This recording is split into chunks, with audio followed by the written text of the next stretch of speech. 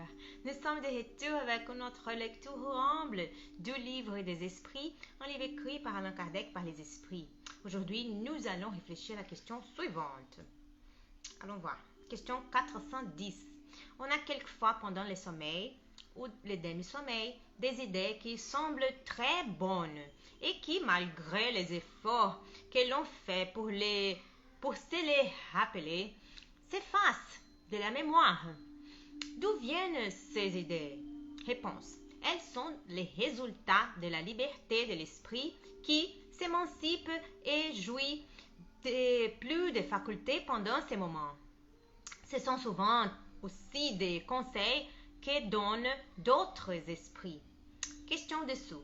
À quoi servent ces idées et ces conseils? Puisqu'on en perd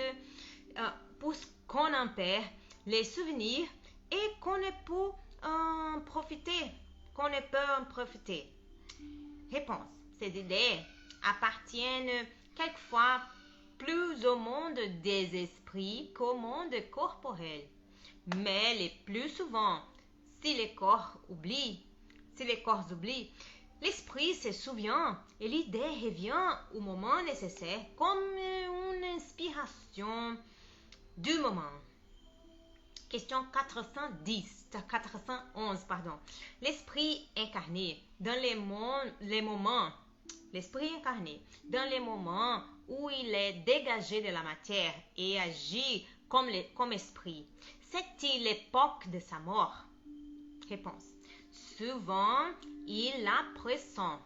Quelquefois, il en a la conscience très nette et c'est ce qui, dans l'état d'éveil, lui en donne l'intuition.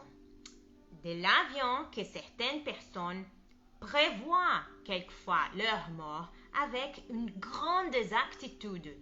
Question 412.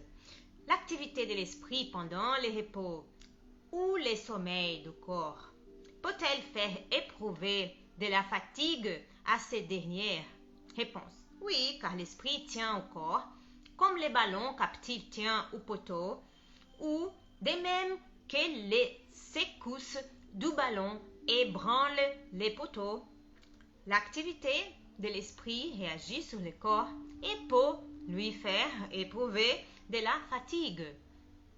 Eh bien, dans le prochain épisode, nous allons réfléchir à la question suivante sur les visites spirites entre personnes vivantes. Question 413. Du principe de l'émancipation de l'âme pendant le sommeil, il semble résulter que nous avons une double existence simultanée, celle du corps qui nous donne la vie des relations extérieures et celle de l'âme qui nous donne la vie des relations occultes. Cela est-il exact? Alors, nous avons terminé notre lecture pour aujourd'hui. J'espère que vous avez apprécié autant que moi. Que Dieu bénisse tous. Bisous mes amis. À la prochaine. Au revoir.